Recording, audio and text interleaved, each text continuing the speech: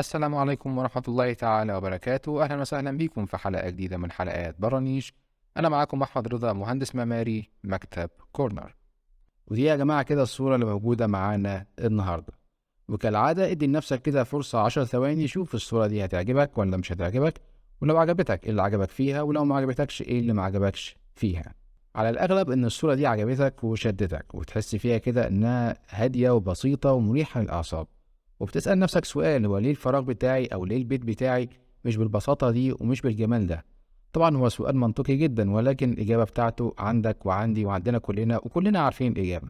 وهي فكرة إن إحنا حاصرين نفسنا في قوالب ثابتة وقوالب جامدة وقوالب عفى عليها الزمن، ومش راضيين نخرج بره القوالب دي. وكأن لو إحنا عملنا الديزاين بتاعنا بتاع الفراغ بتاعنا، البيت بتاعنا، السفرة بتاعتنا بره الكتالوج ده أو بره القالب ده، فكده يبقى ده مش تصميم أو مش ديزاين أو مش سفرة أو مش بيت أصلا خالص، طالما هو بره الكتالوج ده أو بره القالب ده. فبمنتهى البساطة السفرة الموجودة معانا في الصورة دي هي مجرد ترابيزة عادية خالص، عليها 4 كراسي موجودين تحت البار، شكرا على كده. الأكل اتحط من هنا، كنا اللقمة بتاعتنا، السلام عليكم وعليكم السلام، الموضوع بهذه البساطة الممكنة.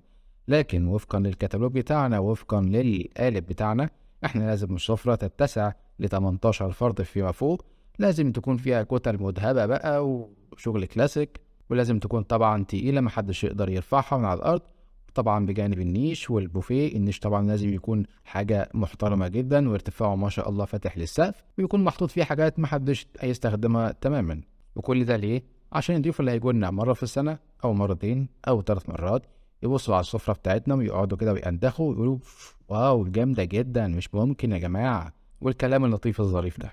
طب بالنسبة لباقي السنة احنا هيبقى ايه وضعنا مع السفرة؟ لا، احنا هنفضل متعسفين كده عشان المساحة عندنا ضيقة، فمش عارفين نستخدمها استخدام الأمثل. طب هل ده طبيعي؟ الإجابة أكيد لأ، ولكن عشان نفضل جوه القالب بتاعنا وجوه التابو بتاعنا، ويتقال إن إحنا عاملين سفرة شكلها حلو وشكلها شيك، وده أكيد مفهوم مش صح. ونقطة تانية يا جماعة مديها روح وحيوية في الفراغ الموجود معانا في الصورة، وهي فكرة الإضاءة الطبيعية. أغلب البيوت بتاعتنا بتبقى فتحات صغيرة جدا، فتحات الشبابيك والبلكونة، وبتبقى مقفولة معظم اليوم تقريبا، إذا ما كانش اليوم كله، اللهم إلا ربع ساعة نص ساعة الصبح، وغالبا بيبقى عرض الفتحة مش كبير كفاية إن هو يدخل إضاءة كافية.